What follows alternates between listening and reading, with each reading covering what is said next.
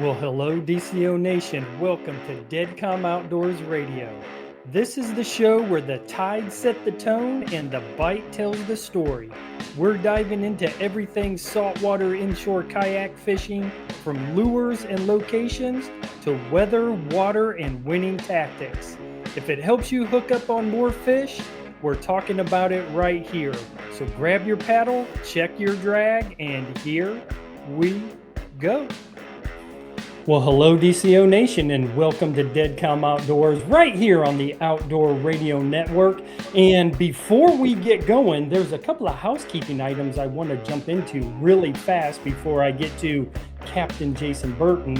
First, I want to welcome all of our new listeners on several affiliates that we're getting across the country, and super excited to have B106 in Ocean City, Maryland, ORN 1460 in Chesapeake Bay area, and our newest affiliate, 104.7 Fox Sports in Memphis, Tennessee. Guys, welcome. It is super excited. I love having you guys on. I know some of you are only going to be catching us on the weekends, and we do have one 24/7 channel on. So, guys, really appreciate you. Thanks for tuning in. And also, if you guys want to follow me on any of the social medias, you can do that: Instagram, Facebook, Spotify, YouTube. I usually run through those pretty quick, but because I want to get through and I want to talk to Jason. You guys don't want to hear me. You guys want to hear what he has to say. So, Captain Jason, really appreciate you jumping on. It has been a minute. Yeah, absolutely, man. Thank you for having me, and glad that you got all these new listeners, man. It's absolutely awesome what you guys are doing, man. It's awesome. It's a lot of fun. You know, it was one thing with iHeart being kind of worldwide, but now to pick up these affiliates across the country is really cool. They can just, click on the radio and bam, there we are. It's weird, but I love it. Absolutely love it. But yeah, you were going to say something. What? I was going to say it's the future. I mean, that's the way things are. A lot of people. I know we just took a big road trip, and I mean, we were streaming stuff the whole way there, listening to podcasts and all that. And I mean, it's nice to be able to just listen when you want to listen, and not, like many years ago, we had to turn into a TV channel at a certain time to listen. Exactly. Yeah, I know. Every Saturday when I was trying to catch Bill Dance, but but anyway, okay. So before we jump into really why I brought you on, I want you to talk about something that happened back in March, right there in Murrells Inlet. Tell us what happened and what you participated in. Yeah, so I got the call from Senator Stephen Goldfinch, and he wanted me to participate in the flounder release.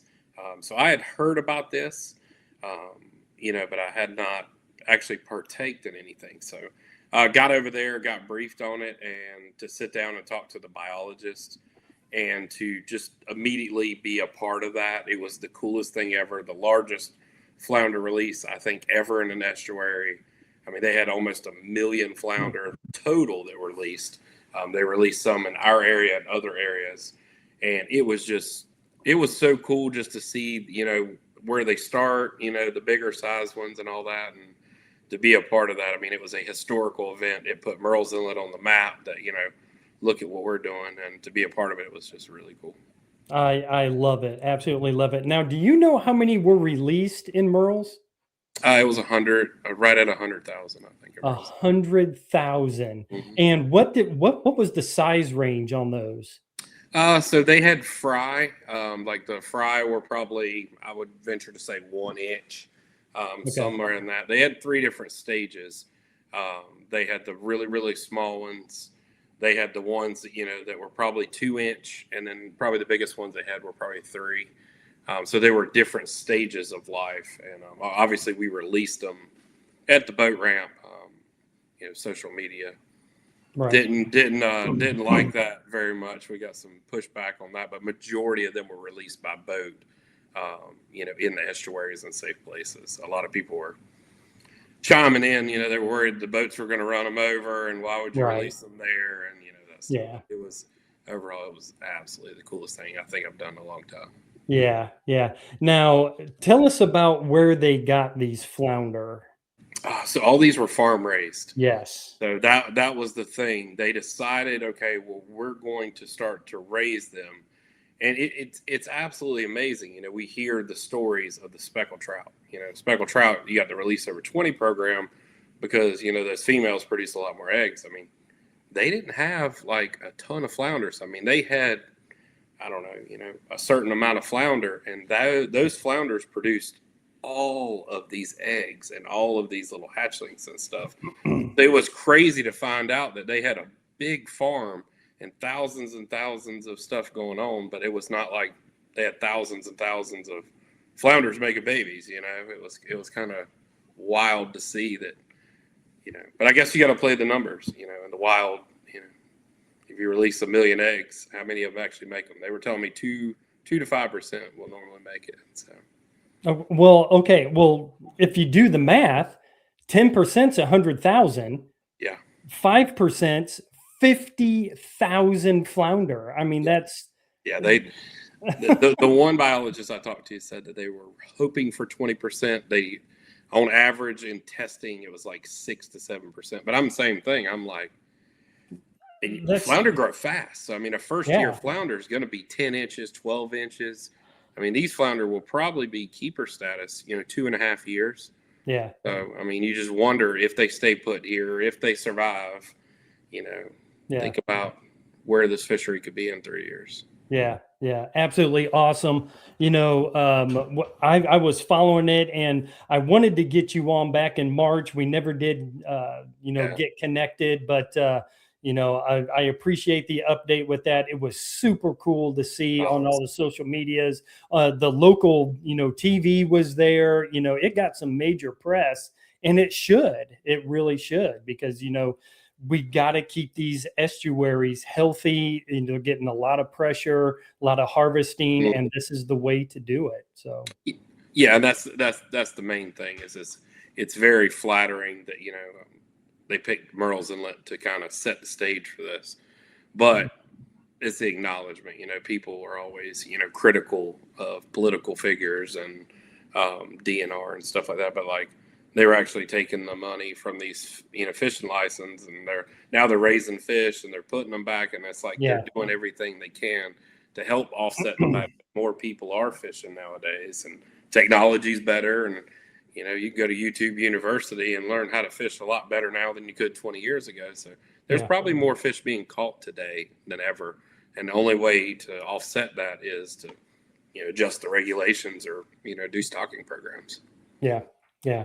Super cool. I love it. I love the direction that we're going with all of that. So appreciate the update with that. So let's jump into the topic that I wanted to talk to you about. So the last week of April, I'm going to say it was like the 22nd, something like that. You went down to the Redfish World Championship in Gulfport, Mississippi. Yep. Is that okay? Okay. I wanted to make sure my old brain, man, it starts getting a little foggy. So let's walk through that whole experience. I mean, okay, let's talk about, so how did you guys qualify first? Yeah, so we qualified through the Southern Redfish Cup, which is our local tournaments. Local meaning South Carolina. Well, it's South Carolina, they have it in North Carolina, but primarily South Carolina. So we had to fish tournaments in Georgetown, Charleston, Beaufort. I think they had one in Savannah. There was one in North Carolina. We did miss that one. So you basically have to accumulate points. Our story was a Cinderella story from day one, because we went into the last tournament, behind the 8 ball. Basically, we had to have a top 5 finish to get in, and we struggled in practice. We struggled pre-fishing. And we kind of just threw our playbook out the window and said, let's just go fishing. Let's do what we do best. Let's have fun and go fishing. Lady luck shined our way. We ended up losing the tournament by 4/100th of an ounce. So we finished second. So we qualified. We've never won a Redfish Cup tournament. So it was the emotional roller coaster. We thought we had won, and then we had lost. And then it was like, well, we qualified, and so the excitement shifted to that. But we were very lucky just to be in the show, Yeah. I mean, that is just the gnat's butt close. You guys winning that thing, but you keep saying we. So who was your partner? Chris Regan is my partner. Yeah. And you guys may recognize that Captain Chris. He's been on here multiple times. Captain Jason, Captain Chris, they are, the OGs onto the show. So yeah, absolutely. Okay, so let's jump into the actual championship. So you guys get down there, talk about your pre-fishing. We got a couple of minutes and then we'll jump into the next segment. But Sure. Talk about your pre-fishing. Yeah, so the whole tournament is very strict. They're following the BAS tour, like the Bass Tour thing. So we get down there, you're only allowed to practice so many days. So like we got there on Saturday, but we were allowed to practice Sunday, Monday, Tuesday, and then Wednesday is a dedicated media day, followed with a dinner, a captain's meeting, and all that. So we basically had 3 days to practice. They had a little bit more open, but we couldn't, due to our schedules, kids' birthdays and stuff, we couldn't get there as early as we could. So it was crazy. I mean, we jumped in a car, we drove 14 hours. We get to a place, we're Googling, where's the landing? We have no idea what we're doing, where we're going, what to expect. And you just kind of jump into it. And the nerves were there. And it's like, okay, let's just pump the brakes and figure this out. And, all of a sudden we were catching fish. And then, we're sitting around going, well, this reminds me of home. This is similar. And it kind of, calmed the nerves. And it was like, okay, like this is not that much different than home. Like we could figure this out. And we just, went to work practicing. We practiced. Yeah. We had, I think 3 10-hour days of practice. We basically left way before daylight because we did have some travel time by car. So we basically fished sun up to sundown all 3 days of practice. And, we put as many miles as we possibly could on the boat. Yeah. And I was following you. You were doing some posting, and I think at one point you were walking down a line of all the boats that were lined up, and that was, I kept freezing it, checking the rigs out, and all that. Super cool boats out there, man. Really awesome. It was definitely one of those things. Like you were so excited to be there, and we wanted to win, but you couldn't help be a fan. Like we're walking around, I'm looking at boats, and every once in a while you get a little nudge. Hey, that's the competition. And I remember like, hey man, let me see your rig. This is awesome. This is cool. Which I will say, I mean, the guys we competed with, half of them I have watched on TV, and I will say, first and foremost, the nicest group of guys ever. Everybody was so helpful. When things went wrong for a lot of the boaters, you saw the other guys help. The camaraderie was awesome. And even though these guys were vicious, I mean, they were down there to beat everybody. Yeah. It was like a big group of friends that were all friends until you hit the water, and it was like, don't talk to me, I'm leaving. Yep. And then it's on. On. Well, Captain Jason, stay right there, guys. We've come to the end of the first segment. Don't go anywhere. We're talking the Redfish World Championship with Captain Jason Burton. You're listening to Dead Come Outdoors right here on the Outdoor Radio Network. Well, welcome back, DCO Nation. We are talking with Captain Jason Burton, and we're talking the Redfish World Championship that he participated in about 3 weeks ago. We started out with kind of the pre-fishing. Let's jump right into day one. So when was day one? And let's walk through that. Yeah, so the format of the tournament is basically Thursday is your day one. Combined weight, for that, you go to day two, which Friday is your day two. And then the top 20 from both days combined go to Saturday for the finals. So we it was a crazy scenario because we had 3 days of pre-fishing. Day one, we kind of were like, okay, this is cool. But then day two and day three, we started finding the right class of fish, good weights and fish, and we shifted. It went from we're participating in this cool event to like, oh my God, we might have a shot. Now we didn't know, that we didn't, but at that time we thought we did. Because being from South Carolina, we're used to our slot. Well, down there, their slot's 18 to 27.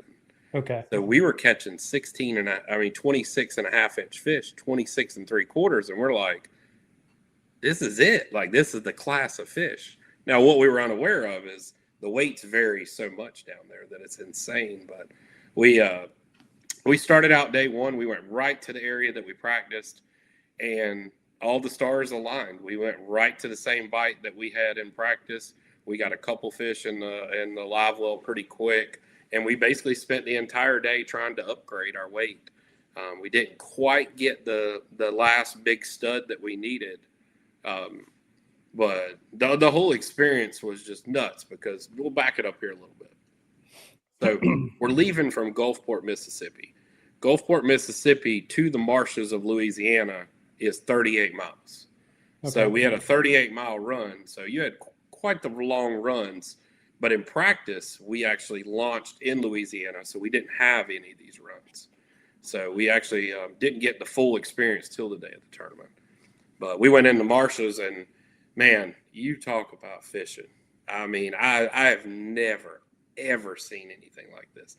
Basically, you got a bunch of ponds, and you have main drags, just like a main channel here in South Carolina, and there's these ponds. And you just simply go in the pond and troll a motor around. You either see fish in the pond and you fish, or you go to the next pond and you just keep, it's all visual. So, like, it's the craziest thing. You pull into a pond, you're looking around, what, is there anything in there? And oh my God, there's a school of 15 redfish, 100 yards from you coming right at you. So, but day one was a learning experience for us. We went in the marsh, we fished. We were unaware of the problems that were going on because we were back in the marsh. So we had decent weight. I think we were top 10 weight, if I had to guess. Okay. And, we allowed it ourselves. We timed the run, so we knew how long it takes. And we come out in the marsh, and we run behind the island. They have a set of islands there, just inshore of the Chandelier Islands. And, we're running 40 miles an hour in a flats boat. And we're going, okay, it's about an hour run to get back. And we cleared the island, and we were unaware of the fact that it was blowing really bad, huge seas, because we were blocked out. And when we came out from behind those islands, reality struck that we were in a bind. So, oh no! Yeah, so that was the crazy part. That's some of the roughest seas I've ever seen. At one point we went from running 40 miles an hour to running 12. Taking on water, having to stop, pump the boat out. Oh man! And it was just, we didn't know. So yeah, we tried our best to get back.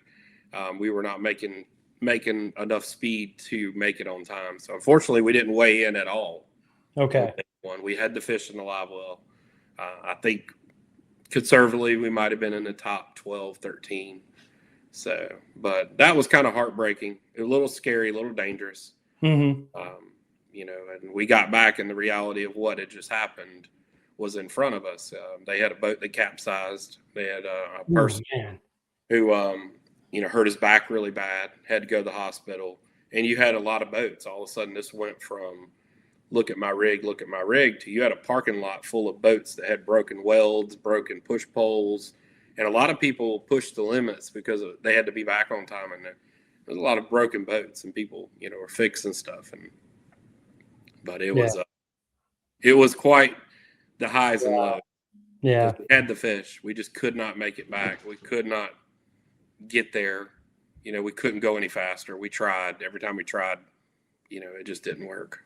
Yeah. Yeah. I've heard stories like that, very similar to yours, with other tournaments. And, you need to be safe with it. You really do. So, okay. So day one, you didn't weigh in. So talk to me about day two. Yeah. So it's one of those things. We're not quitters by any means, but the reality was we knew we had no shot. And so we kind of evaluated, and the problem is the forecast was the same. And so we kind of went home, had a couple bourbon drinks to loosen that back up from the horse ride beating that we took. Sure. And we said same thing. It's probably what we do best. We said, how many chances are we going to get to fish Louisiana? It's the first time we ever been here. Like, we're not going to quit. So we actually showed up to launch the next morning, and a lot of the teams did not participate in day 2 just because they didn't make. I mean, I think there was only 27 boats that even made weigh-in at all. Everybody else was late. Okay. So long story short, we went there and said, you know what? We got nothing to lose. We're going to go for it. We run right back to the same spot. We started doing the same thing. And I mean, today is even better. Like, we whacked the fish. I mean, from the start to finish, we were culling all day. It was, this one's 26 3/4. This one's 26 7/8. Like, we were on it. And it was like, okay, this is going to be cool. We get to go up on stage. We get to weigh in. It was nationally televised. So we got to play in all the things that we didn't play in day 2. And then it's crazy because, you know, we're going through the process and a lot of the top guys stayed at the top, but a lot of the middle guys kind of fell off. And so all of a sudden, you know, we're watching our name go up the leaderboard and we're like, there's no way that we can make the cut with 0 on day 1. And we almost made the cut. Oh, no. Like, we were like 1 pound 3 ounces from making the cut just on one day. So wow, that was really, really cool because just the level of confidence that, like, we're a couple of dudes from South Carolina. We don't know what we're doing. We're competing against guys in the baddest boats ever. I mean, we had a Simmons go by us running 87 miles an hour, and all we could see was whitewater. You know, we're like, what was that? You know, Burton is Superman. We have no clue, you know. Yeah. But it was so cool because to go down there and like we were competitive. That was the big thing. It was like, we had a shot. If we'd have weighed in on day 1, we would have made the cut. Yeah. Now, unfortunately, Mother Nature ended the show because day 3 was canceled. They actually had a physical tornado come through Gulfport. Oh, no kidding. So that put an end to that. They tried to delay the last day, and they ended up having to cancel it. So as Lady Luck shines or doesn't shine, because they didn't run day 3, we actually got to hold our position. So we ended up finishing 25th out of the whole field. So awesome. And how many were in the field? I think they had 65 qualifiers. Oh, awesome. So it was, the way it works, and it was cool, is they only took 15 from each division. So you had like 15 people from Texas, 15 people from Louisiana, 15 people from Florida, and 15 people from the Carolinas. Okay. So it was neat to see how the Texas guys do it, you know, versus the Florida guys. And then, you know, here we are, we're fishing traditional South Carolina style fishing, and it worked. And that was the coolest part, was just, I don't know, the confidence we gained in the whole thing. You know, we feel like we could go back down there, you know, and be competitive. Now, the guys who won, I mean, that was a straight beat down. Really? But those guys knew the formula. They had a fast boat. They had a lot of fuel. They ran to Venice. I mean, they ran a 220-mile round trip. Holy cow. So basically, when they got there, they only fished for handful hours? 2 hours. Yeah. But I'll tell you the difference. So what we learned, and, you know, all redfish are not created equal. So we were catching 26 3/4 ounce, or 26 inches, 26 inch and 3/4. Our fish, the biggest one we had in our bunch, was 8 pounds and 4 ounces. Okay. Like, the guys, everybody we talked to said, okay, you need 3 fish. If you can get in the 20-pound range, you're challenging for the win. The guys that won that tournament, they had a 25.5-inch redfish that weighed 10 pounds. Oh, geez. Because they went to Venice down there where those fish are fighting the Mississippi River. Their 25s and 26s outweighed our fish, but our fish were bigger. But, I mean, these things were short, and, I mean, they had bellies on them like catfish in the river. But those guys were there. They knew the waters, and they knew as long as we run to that area, our fish will weigh more. And, you know, kudos, congratulations to them. Yeah. And that's the kind of things that you guys pick up the more you do this and watch the other guys. So real quick, what was your tactics? What were you guys throwing? How were you fishing? You said South Carolina tactics. What were they? Yeah, so we had a tower customly made for our boat. So we were standing on a tower elevated 5 feet in the air. So we ran trolling motor constantly. Here's the cool thing, and you'll love this. So even learning day 1 to day 2. Day 1, we were chasing fish. We were in creeks. You'd see a school of fish. We would slow troll up to them, and we cast, and we noticed a lot of them were spooking. The greatest thing about fishing with these quality tournament guys, after a tournament's over, they start having a few beers, they get loose lips. So we overheard a conversation of how the winning team was pond fishing, and they were going in these ponds and cutting everything off and just sitting still for 45 minutes, knowing that the fish would come to them. And then, here we are chasing them with trolling motors, and half of them were running away from us. So really helped from day 1 to day 2. But tactics of what we were fishing, we were doing nothing crazy. We were throwing topwater baits. I was throwing skitter walks on top water, trying to get the bigger blow-ups. My teammate Chris Regan was throwing paddle tails. We were throwing 3-inch paddle tails on Texas eye rigs, just like we do here. The problem down there is you got a lot of hydrilla, so we struggled with jig head selections. So at some points we were using, tungsten weights and traditional, 5/0 bass hooks to try to get through that grass a little bit more. But it was all sight fishing. You would basically see the fish. You'd throw it, a good 10 feet in front of them. We did notice if you get anywhere near them, they spook. Okay. So you had to get it way out in front of them, make it their idea, not yours. Yeah. But it was paddle tails. We threw a couple goats. We threw some trout tricks, topwater baits, through skitter walks. But it was the weirdest thing down there. And, our other team that went with us, that traveled with us, Nathan Marlowe and Nate Landers, they were throwing different colors and different combinations than we were. And after discussing it, it's wild. It's crystal clear water down there, but they were not hitting your traditional, here, clear water, you want to use translucent clear lures. Mm-hmm. Down there, the water's clear, but it's got a little bit of tea stain to it. And down there, they hit like blacks and purples. Like we were throwing purple demon. That's a lure I've always used at night for trout. Right. And they were, you'd throw a purple demon in and they would charge it like it was the last meal they're ever going to have. Yeah. And then you throw, your pearl blue glimmers and other things, and they would swim up to it and look at it and just like almost stick their nose up to it. Like, I don't want that. Yeah. So, that's crazy. That's absolutely crazy. Well, I tell you what, I would love to sit here and just rip it up, but dude, we're already at the end of it. So it goes so fast. I know. I appreciate you jumping on, sharing your experiences. Tell everybody very, very quickly how they can book a charter with you when they come down to the Myrtle Beach, Murrells Inlet area. Yeah, absolutely. Yeah, come see us. We are at Murrells Inlet Fishing Charters. Our website is at the bottom of the screen right now. It's mifcfishingcharters.com. You can call one of our lovely booking ladies at 843-798-9100, and they can check availability. We have a lot of boats available. We have 8 or 9 boats that are in our fleet that specifically do inshore stuff. So give us a call. We'll take you out there and have a great day. Yeah. Guys, book them up when you get down here. They are absolutely awesome. So again, Captain Jason, really appreciate you. I want to have you on sooner than later, maybe in like 2 or 3 weeks, because I want to get you on and talk about this, I guess, late spring fishing trends that you've been seeing. So absolutely. Yeah.